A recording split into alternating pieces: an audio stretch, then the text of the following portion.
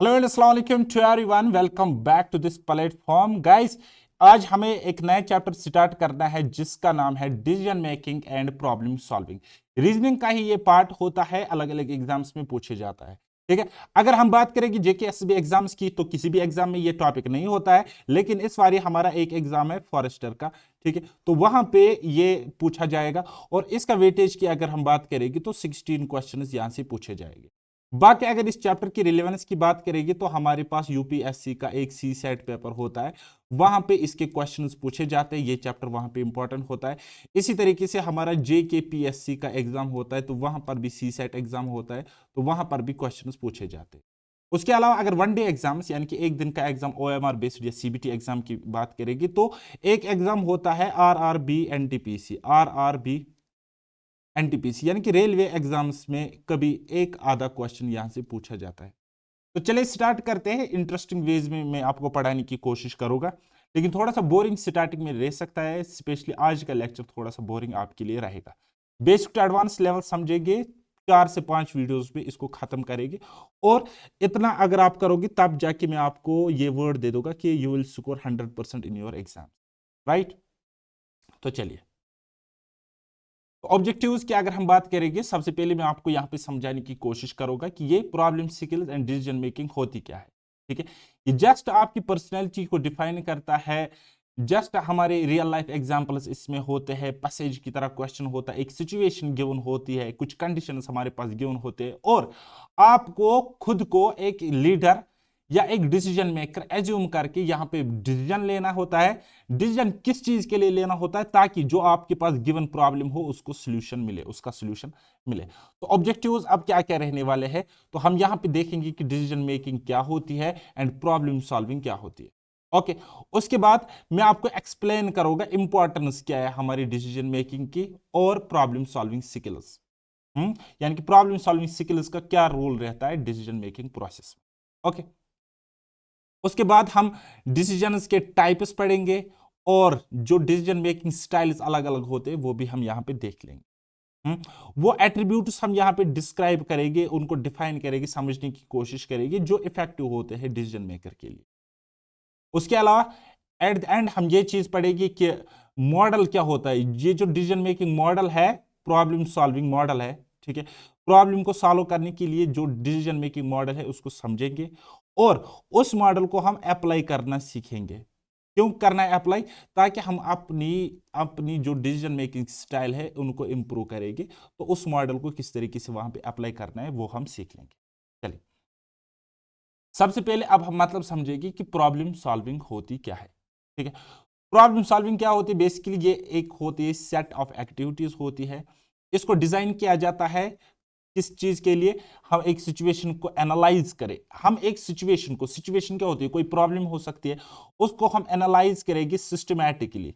Then उसके बाद analyse करने के बाद हम जनरेट करेंगे कोई रिजल्ट, कोई अप्रोच। उसके बाद उसको इंप्लीमेंट करेंगे और इवालुएट करेंगे सोल्यूशन। उसको जो भी हमारे पास सोल्यूशन मिलेगा उसको इवाल्युएशन करेंगे, उसको इवालुएट करेंगे। हम्म? इसमें क्या होता है? इसमें इन्वॉल्व होता है कि हम सीख करते हैं सॉल्यूशंस। ठीक है, हम सॉल्यूशन लेते हैं, तो देन उसके बाद प्रॉब्लम्स पे काम करते हैं। The problem solving process leads to formulation of decisions intended to resolve recognised problems. अब प्रॉब्लम सॉल्विंग जो हम पढ़ते हैं, तो इसमें हम क्या सीखते हैं कि हम फॉर्मुलेट करते हैं डिसीजंस को, जिसकी वजह से हम अपने रिकॉग्नाइज्ड प्रॉब्लम्स को क्या करते हैं? सॉल्व करते हैं। ओके,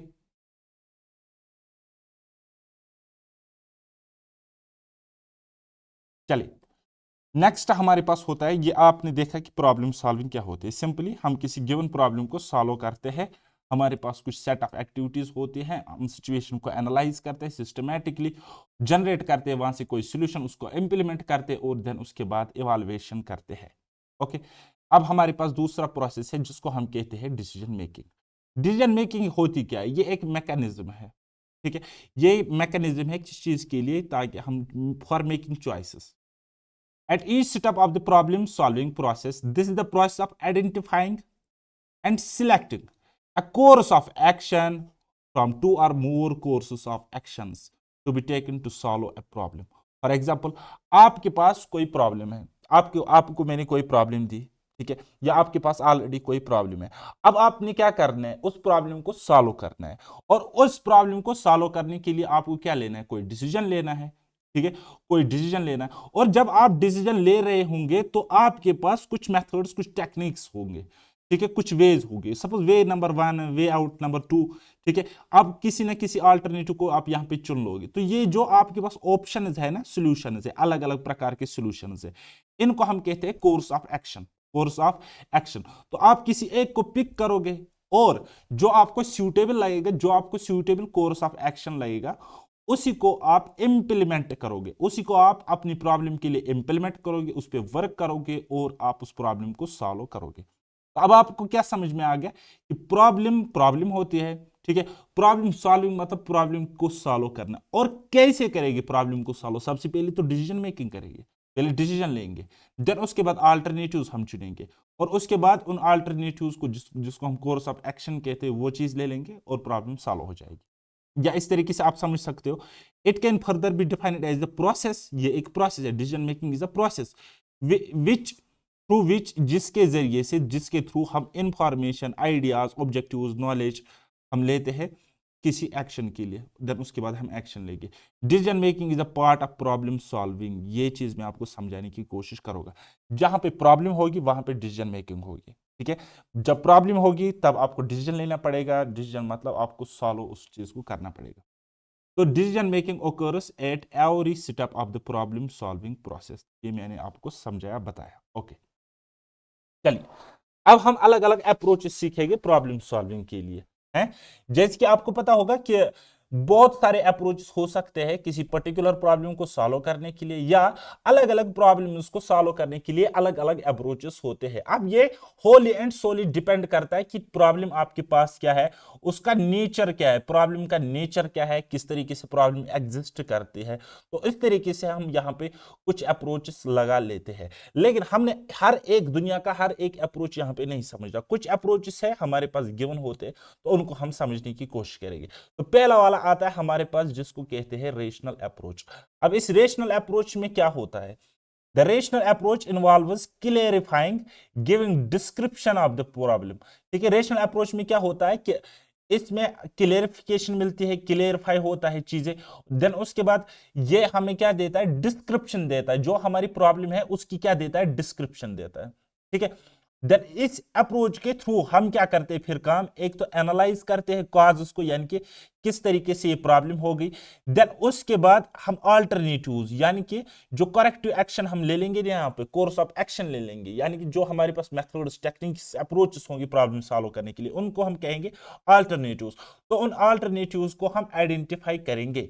ठीक है, तो आइडेंटिफाई करने के बाद हर एक अल्टरनेट को हम क्या करेंगे, एसेस करेंगे, एसेसिंग करेंगे उस चीज के। तो हर एक अल्टरनेट को, सपोज मेरे पास alternate number 1, alternative number 2, alternative number 3।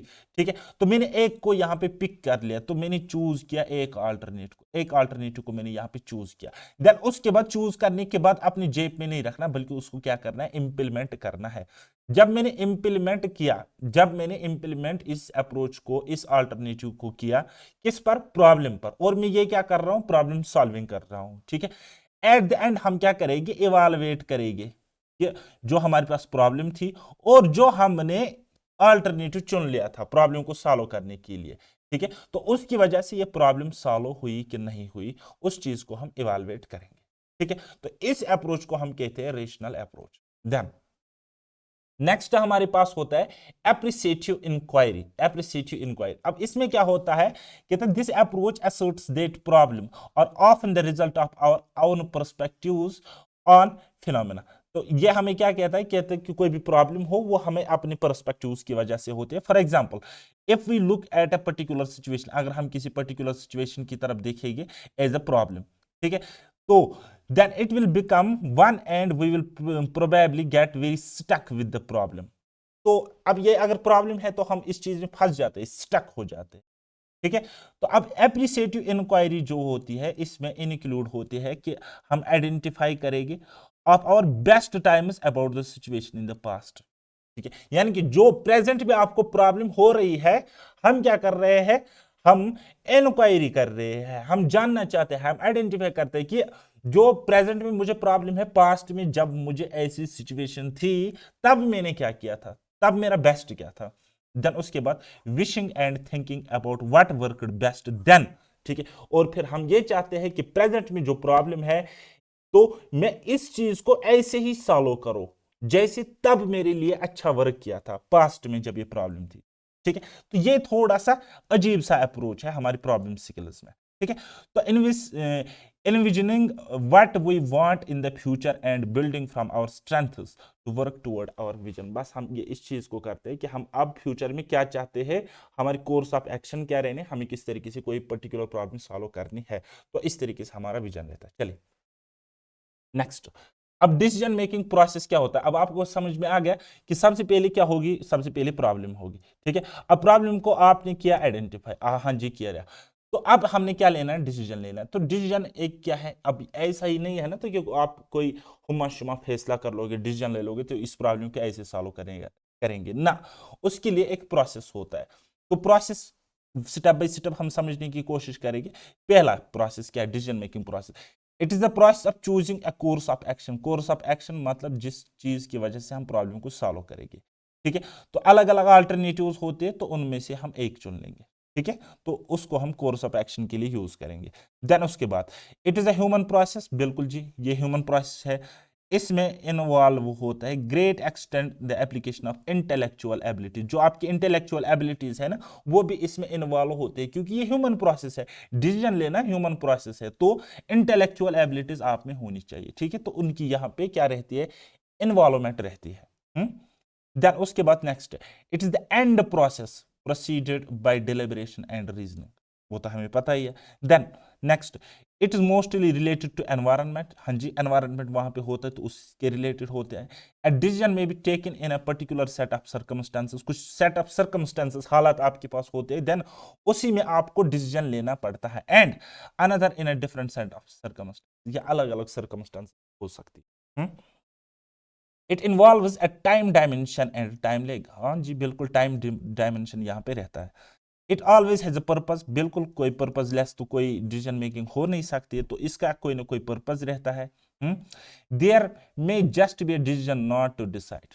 Okay then last वाला point, it involves multiple actions like defining the problem, define होते हैं यहाँ पे प्रॉब्लम, प्रोबिंग होती है, एनालाइजिंग होती है, एंड वेरियस अल्टरनेटिव्स को हम देखेंगे before a final choice is made.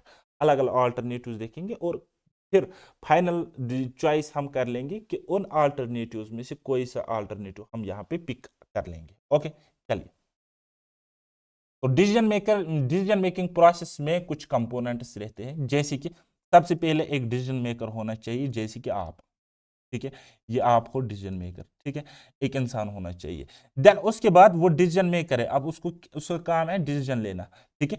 तो जिस चीज के लिए डिसीजन लेना वो प्रॉब्लम भी तो होनी चाहिए, तो डिसीजन प्रॉब्लम होनी चाहिए। देन उसके बाद next, the environment in which the decision is to be made, तो ये एक अनदर इंपॉर्टेंट कंपोनेंट है। वो एनवायरनमेंट, वो माहौल जहां पे आपने क्या लेना है, डिसीजन लेना है, डिसीजन बनाना है।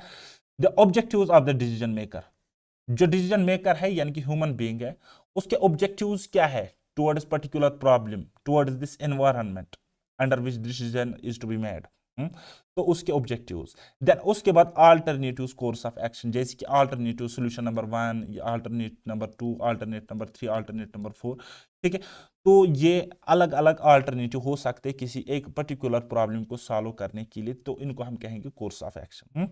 देन उसके बाद आउटकम एक्सपेक्टेड, यानी कि अगर मैं ये अल्टरनेटिव चुन लेता हूं तो यहां से क्या आउटकम होगा, अगर मैं अल्टरनेटिव नंबर 3 चुन लेता हूं तो यहां से क्या आउटकम होना चाहिए होगा, ठीक है। ये एक्सपेक्टेड है, ये एक्सपेक्टेड है, यानी कि outcome expected from various alternatives, ये भी एक इंपॉर्टेंट कंपोनेंट रहता है किस चीज का, डिसीजन मेकिंग प्रोसेस का, ठीक है। देन उसके बाद अब आपने कोई ना कोई अल्टरनेटिव तो चुन लिया ना, सपोज अल्टरनेटिव नंबर 3 आपने यहाँ पे चुन लिया, ठीक है, तो उसी को हम कहेंगे the final choice of the alternative, ठीक है। अब क्या करेगी, आपने ये अल्टरनेटिव चुन लिया लास्ट वाला, अब आप उसको अप्लाई करोगे, ठीक है, इंप्लीमेंट करोगे अपनी प्रॉब्लम के लिए, तो प्रॉब्लम फिर सॉल्व हो जाएगी। चलिए, डिसीजंस में be classified into 5 major categories, 5 major types. अब अलग अलग डिसीजंस भी हो सकते हैं, जैसे कि हमारे पास एक होता है organisational and personal decision. Organisational मतलब किसी ऑर्गेनाइजेशन के लिए डिसीजन हो, पर्सनल डिसीजन मतलब पर्सनली आप कोई डिसीजन लेते हो, या पर्सनल मतलब वो उसकी रिलेवेंस हो। इसी तरीके से रूटीन इन नेचर होता है कोई डिसीजन, और कुछ होते हैं strategic decisions. Policy and operating decisions होते हैं, programmed and non programmed decisions होते हैं, इसी तरीके से इंडिविजुअल एंड ग्रुप डिसीजन होते हैं।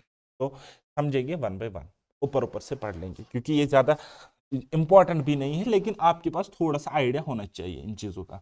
चलिए, ऑर्गेनाइजेशनल एंड पर्सनल डिसीजंस होते क्या है? तो personal decisions are those decisions that can not be delegated to others. बस अदर्स के लिए हम इनको डेलीगेट नहीं कर सकते या नहीं करते। This decisions are meant only to achieve personal goals. सिर्फ और सिर्फ पर्सनल गोल्स को अचीव करने के लिए ये पर्सनल डिसीजंस होते हैं। वायर जो हमारे पास ऑर्गेनाइजेशनल डिसीजंस होते हैं, ये ऐसे डिसीजंस होते हैं जिनको ऑर्गेनाइजेशनल गोल्स को अचीव करने के लिए हम लेते हैं। ठीक है, देन उसके बाद हमारा नेक्स्ट आता है routine and strategic decision. Routine decision मतलब हो गए वो डिसीजन जो रूटीन इन नेचर में हो, जैसे कि यहां पे मैंने लिखा है routine decision are those which are repetitive in nature. Repetitive यानी कि रिपीटेशन जिसका होता होगा। फॉर एग्जाम्पल कोई एम्प्लॉय या कोई टीचर अगर एब्सेंट रहता है या वो लीव पर जाता है, तो हम वहां पे क्या करते हैं, रूटीन इन नेचर वाली कोई पॉलिसी फॉलो करते हैं। फॉर एग्जाम्पल, अब आप एक टीचर हो, आप किसी स्कूल या कॉलेज यूनिवर्सिटी में काम करते हो, ठीक है, आप लीव पे चले गए, ठीक है, तो अब वहां पे आपकी जगह पे कोई अदर टीचर को एंगेज किया जाएगा ताकि वो वहां पे क्लास ले बच्चों को पढ़ाए। ठीक है, तो ये हमेशा होता है ना, हर साल होता है, हर महीने होता है, हर हफ्ते, हर दिन होता है, और हर किसी टीचर के केस में होता है। तो यानी कि ये क्या है, रिपीटेटिव इन नेचर। ये डिसीजन जो लिया गया है ये रिपीटेटिव इन नेचर है, या हम इसी को कहेंगे रूटीन डिसीजन। क्या कहेंगे बेटा? रूटीन डिसीजन कहेंगे। इसी तरीके से हमारे पास नेक्स्ट होता है स्ट्रेटेजिक डिसीजन। ये ऐसे डिसीजन होते हैं जो जो डेप्थ में, किसी चीज की डेप्थ में जाते हैं, वहां पे लेते हैं। For example, highlighting the characteristics of the school before giving and an advertisement for admission can bring more revenue to the school. Right, next next देखेंगे हम अब policy and operating decisions. Policy decisions are those decisions which are taken at higher level, for example, fixing pay scales for teachers or developing a new curriculum framework। जैसे कि आप कल जाके bureaucrat बनेंगे या कहीं और पे काम करेंगे, ठीक है, तो अब आपको वहाँ पे पॉलिसी बनानी है, या आप अगर हायर लेवल पे कोई पॉलिटिशियन हो या कुछ और हो, ठीक है, तो आप वहाँ पे फिक्सेशन करोगे, पॉलिसीज बनाओगे, और उन चीज़ों को फिर ऑपरेट भी करोगे। इसी तरीके से operating decisions are those decisions which lay down procedure of execution जब एग्जीक्यूट करते हैं, जो आपने पॉलिसी बनाई उसका एग्जीक्यूशन जब करेंगे, ठीक है, इनको कहते हैं operating decision. For example, how to disburse the areas accumulated to a teacher, example calculations or implementing the national curriculum in the framework of your school। चलिए, देन उसके बाद नेक्स्ट है programmed and non programmed decisions. तो programmed decisions ऐसे decisions होते हैं जो programme किए हुए होते हैं, ठीक है, और नॉन प्रोग्राम्स इसका जस्ट रिवर्स है, उल्टा है। जैसे कि यहाँ पे programmed decisions are of routine type and repetitive in nature, है ना। For example, when should child take their breakfast, lunch और which term and exams have to be conducted. ये प्रोग्राम्ड है, इसका ऑलरेडी पता है हमें क्या करना है, कैसे क्या करना होता है, ठीक है। तो इसी तरीके से नॉन प्रोग्राम्ड डिसीजन होते हैं विच आर अनस्ट्रक्चर्ड, ये स्ट्रक्चर्ड नहीं होते, या कभी भी कुछ भी डिसीजन हो सकता है, इस तरीके से अनप्रोग्राम्ड डिसीजन होता है। For example, if a child is often absent, as head teacher you may analyse the reasons for her absenteeism from the information provided by the child and then help the child to improve the situation। ठीक है, अब हर किसी case में हर किसी student के case में एक ही corrective action तो नहीं हो सकता ना। बस यहाँ पे इनकी सिचुएशंस, इनकी प्रॉब्लम्स अलग अलग होती है, तो हर एक सिचुएशन को, प्रॉब्लम को, रीजन को, कॉज को यहाँ पे एनालाइज किया जाता है, देन उसके बाद प्रोवाइड किया जाता है उसका सोल्यूशन। ठीक है, चलिए नेक्स्ट अब लास्ट पे है हम इंडिविजुअल एंड ग्रुप डिसीजंस। तो ये भी वैसा ही सिंपल सा है, इसमें एज सच कोई रॉकेट साइंस नहीं है। चलिए, डिसीजंस अब हम अलग अलग तरीके से लेते हैं, अलग अलग, जैसे कि decision can also be classified on the base of dimensionality, complexity of the problem and certainty of outcome of following decision। These are described below। पहला है मैकेनिस्टिक डिसीजन। मैकेनिस्टिक डिसीजन क्या होता है? Mechanistic decisions are routine and repetitive in nature. वो मैंने आपको बताया, routine in nature and repetitive in nature क्या होता है, ठीक है, जो कंटिन्यू हो, हमेशा एक जैसा हो। Where the outcomes are known, यहाँ पे आउटकम्स हमें पता होते हैं। For example a child misbehaves, अगर आपकी क्लास में कोई चाइल्ड, कोई बच्चा, कोई स्टूडेंट मिसबिहेव करता है, तो इतना तो कंफर्म है कि उसको क्या मिलना है, रेप्रीमांड पे उसको लिया जाएगा, ठीक है। तो these are called mechanistic decisions. इसी तरीके से दूसरा होता है एनालिटिकल डिसीजन। ये डिसीजन थोड़े काम में आते हैं हमारे डिसीजन मेकिंग, या हम कहेंगे प्रॉब्लम सॉल्व, ठीक है। In this type of decision one has to analyse the situation.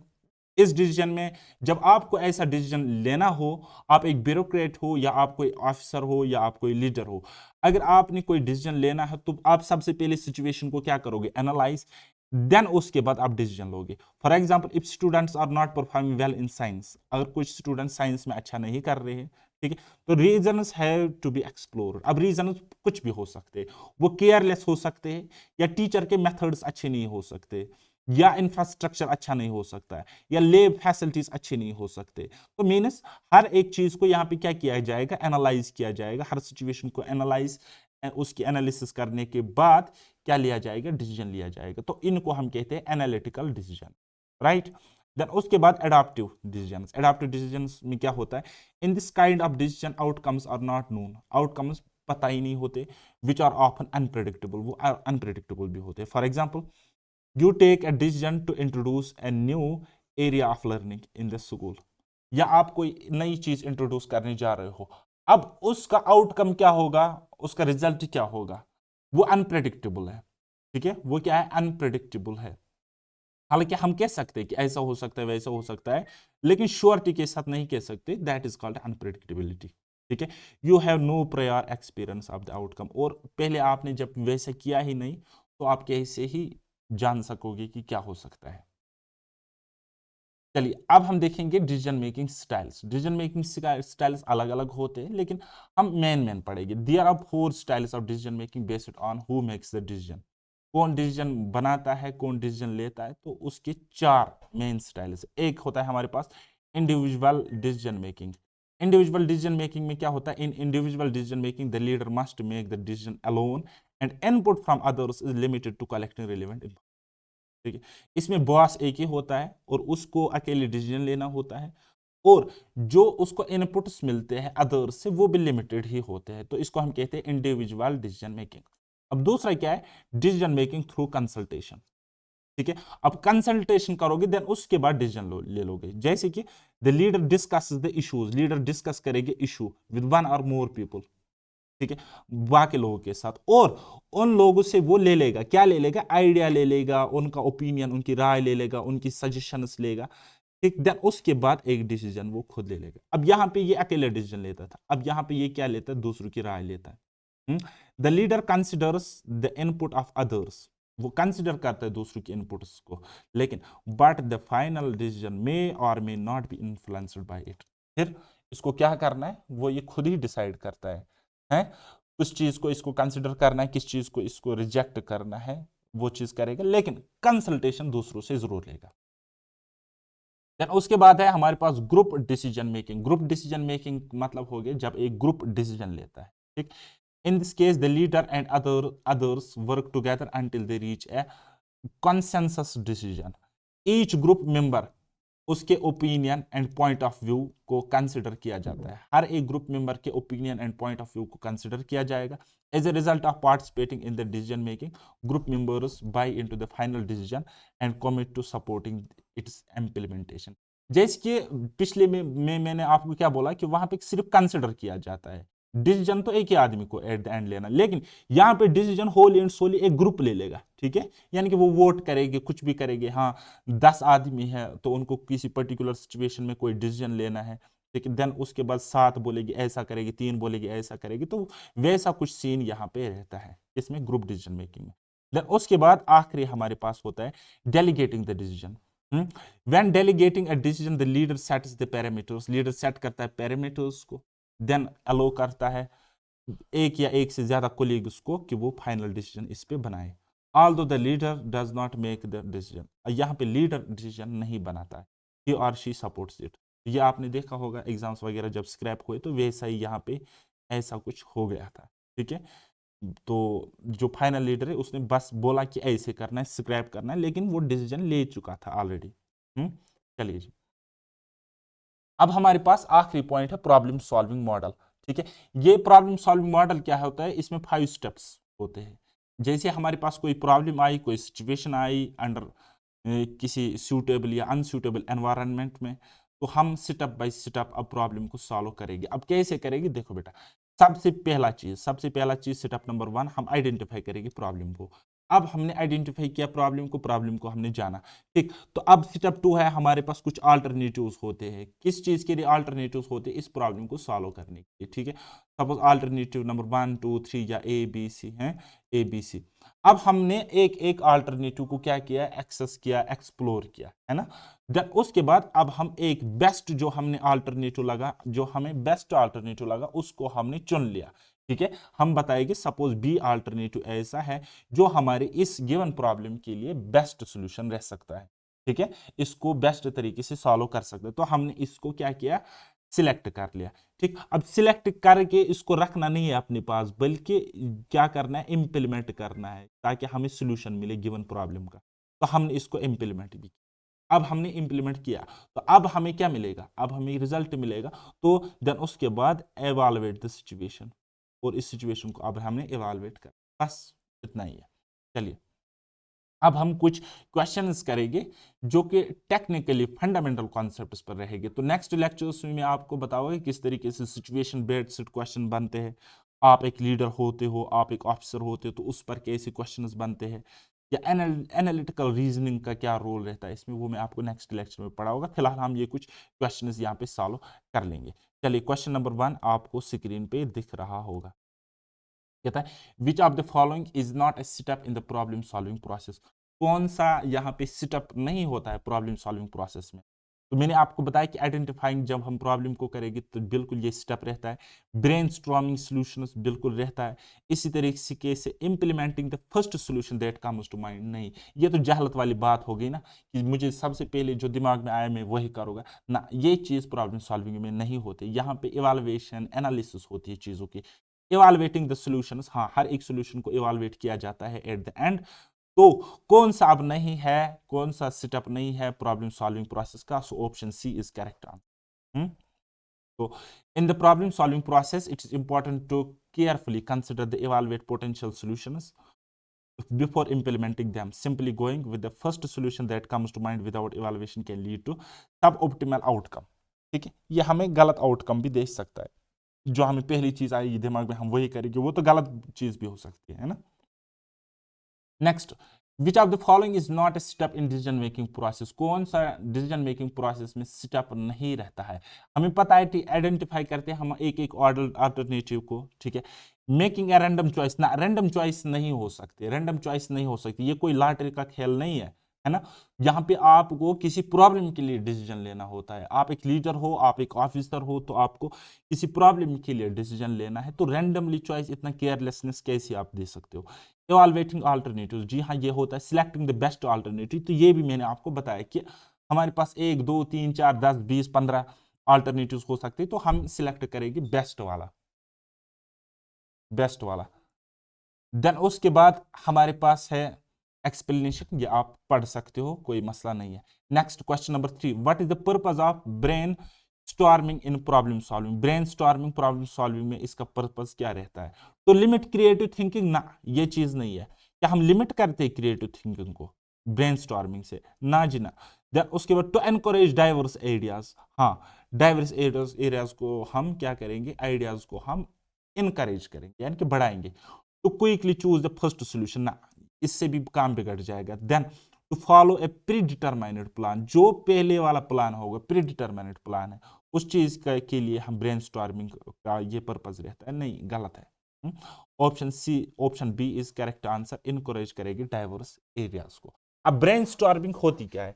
Brainstorming एक टेक्निक होती है जहां से हम जनरेट करेंगे large number of creative ideas को, लेकिन किन से, एक से कि दो से, ना, ग्रुप ऑफ पीपल से, without criticism. The purpose is to explore various possibilities and approach to solving a problem. Next, which of the following is a characteristic of critical thinking? Critical thinking की कौन सी यहाँ पे characteristic है? पहला option है accepting information without questioning. ना, हम accept करेंगे इंफॉर्मेशन लेकिन उस पर क्वेश्चन नहीं उठाएंगे, ठीक है, एज इट्स एक्सेप्ट करेगी चाहे वो सही हो या गलत हो। ना, ये तो गलत बात है, ये क्रिटिकल थिंकिंग का कैरेक्टरिस्टिक नहीं हो सकता। Second, relying solely on intuition, ठीक है, हम पूरी की तो पूरी पूरी तरीके से भरोसा करेगी जो भी हमें मिलता है। ना, गलत बात है। इवैल्यूएटिंग एविडेंस एंड आर्गुमेंट्स, हाँ, this should be the correct answer. हम इवैल्यूएट करेंगे एविडेंस को और जो भी आर्गुमेंट्स है उनको इवैल्यूएट करेंगे, समझेंगे, देखेंगे, जांच करेंगे, है। तो ये क्रिटिकल थिंकिंग अप्रोच का एक कैरेक्टरिस्टिक हो सकता है। Option D, avoiding logical reasoning, ठीक है, लॉजिकल रीजनिंग को हम अवॉइड करेंगे, यानी कि जो कॉमन सेंस पॉइंट होगा, लॉजिकल पॉइंट होगा, हम वो मान ही नहीं लेंगे, ठीक है, अवॉइड करेंगे उन चीजों को। ना, ये भी नहीं हो सकता। So therefore option C is correct answer. अब क्रिटिकल थिंकिंग में क्या होता है? Critical thinking involves analysing, evaluating information, evidence, arguments, ठीक है, ये एनालाइज एंड इवैल्यूएट करेगा, ठीक है, किसको? एविडेंस, आर्गुमेंट्स को, टू मेक रीजनड जजमेंट और डिसीजंस। चलिए, व्हाट डज स्वॉट analysis stand for in decision making? स्वॉट एनालिसिस का मतलब क्या होता है? स्वॉट एनालिसिस का मतलब क्या होता है? स्वॉट एनालिसिस, जैसे कि फॉर एग्जांपल मैंने एफडब्ल्यूए एग्जाम दिया था, ठीक है, मैंने एफडब्ल्यूए एग्जाम दिया था, तो एग्जाम से पहले जैसे मैंने सिलेबस देख लिया तो मैंने क्या किया? खुद का स्वॉट एनालिसिस किया। मैंने क्या देखा कि मेरी स्ट्रेंथ क्या है, मेरी वीकनेस क्या है, अब अपॉर्चुनिटीज क्या हो सकती है, कहाँ कहाँ मेरे सिक्योरिंग एरियाज है, वो मैंने देखा। एंड थ्रेट्स, कौन सी चीज मुझे प्रॉब्लम कर सकती है, वो मैंने देखा, है ना। तो इसको हम कहते हैं स्वॉट एनालिसिस। तो इसी तरीके से प्रॉब्लम्स का भी स्वॉट एनालिसिस किया जाता है एंड डिसीजन मेकिंग में ये बेस्ट चीज होती है, ठीक है। तो मैंने भी डिसीजन ही ले लिया था फॉर एग्जांपल अपने टाइम, है ना। तो अपना स्वॉट एनालिसिस करके या प्रॉब्लम का स्वॉट एनालिसिस करके, प्रॉब्लम क्या था? एग्जाम को क्वालिफाई कर, ठीक है, तो उस चीज का, जैसे कि आप यहां पे पढ़ भी सकते हो कि स्वॉट एनालिसिस का मतलब क्या हो गया? Strength, weakness, opportunities and threats, ठीक है। तो स्वॉट analysis is the strategic planning technique, ये स्ट्रेटेजिक प्लानिंग टेक्निक है। इससे हम आइडेंटिफाई करेंगे अपनी स्ट्रेंथ, वीकनेस, अपॉर्चुनिटीज या threats related to a business, project और सिचुएशन। ओके, चलिए, question number 6, in problem solving what does acronym SMART stand when setting objective? SMART stand का मतलब क्या होता है? ठीक, option A, specific, meaningful, achievable, relevant, timely. दूसरा, structured, measurable, actionable, realistic, time bound. तीसरा, specific, measurable, achievable, relevant, timely. Time bound, timely एक ही होता है, तो मुझे यही इसका करेक्ट आंसर लग रहा है। Strategic, meaningful, achievable, reliable, time bound, एक जैसे ऑप्शंस दिख रहे हैं, ज्यादा डिफरेंस है नहीं, so option C is correct answer. Okay, तो SMART objectives are specific, measurable होते, अचीवेबल होते, रिलेवेंट एंड टाइम बाउंड होते। Setting SMART objectives help us clarify ideas, focus efforts, and use time and resources effectively. Then, question number 7. What is the first step in the problem solving process? Problem solving process में पहला step क्या हो रहता है हमारा? क्या implement करते हैं सॉल्यूशंस को? ना। क्या आइडेंटिफाई करते प्रॉब्लम को? हाँ जी। क्या एनालाइज करते प्रॉब्लम को? बाद में करते, पहले आइडेंटिफाई करेंगे। इवैल्यूएटिंग अल्टरनेटिव सॉल्यूशंस, ये तो लास्ट में करते हैं। तो option B is correct answer. सबसे पहले आइडेंटिफाई करेंगे प्रॉब्लम को, देन उसके बाद बाकी काम करेंगे। तो प्रॉब्लम सॉल्विंग प्रोसेस में सबसे पहले प्रॉब्लम को क्या किया जाता है? आइडेंटिफाई किया जाता है, इसको समझा जाता है मतलब। चलिए, next, what is common tool used to prioritise alternatives in decision making? Decision making में कॉमन टूल कौन सा हम रखते हैं जिसको हम प्रायोरिटाइज कर? Option A, force field analysis. Option B, cost benefit analysis. Option C, anchoring bias. Option D, probability theory. ना, कोई नहीं है इसमें से। Option B, cost benefit analysis, ये करेक्ट हो सकता है। अब कॉस्ट बेनिफिट एनालिसिस का मतलब क्या होता है? ये भी क्या है? एक टेक्निक ही है जिससे हम कंपेयर करेंगे कॉस्ट्स ऑफ डिसीजन को, ठीक है, with the benefits of the decision, ठीक है। आप कोई डिसीजन लेते उसमें कॉस्ट कितना आ गया? इनपुट, और उसका बेनिफिट कितना मिला? मींस आउटपुट, ठीक है।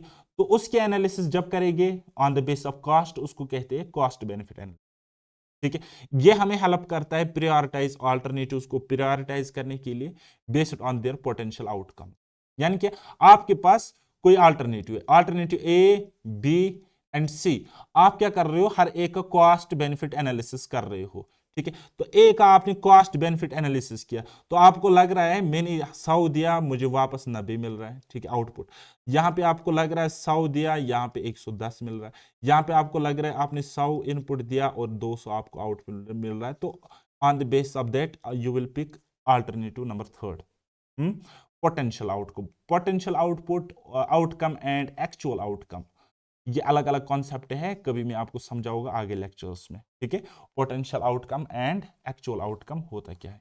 चलिए नेक्स्ट क्वेश्चन नंबर 9, कहते हैं which of the following is an example of a decision making heuristic. Decision making heuristic की कौन सी एग्जांपल यहां पे आपको दिख रही है? Option A SWOT analysis, option B trial and error, option 3 anchoring bias, option D decision tree analysis.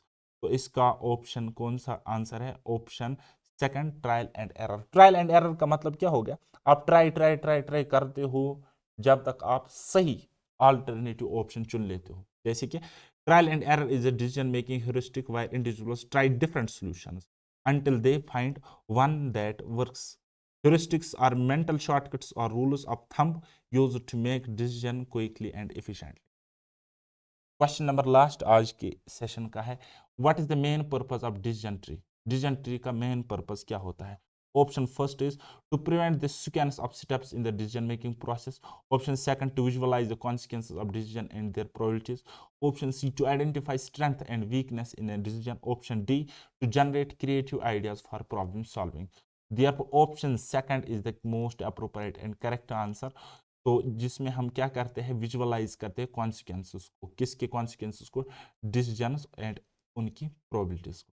ठीक है, decision trees are graphical representation, ये ग्राफिकल रिप्रेजेंटेशन होती है किसकी? डिसीजन मेकिंग सिनारियोज की।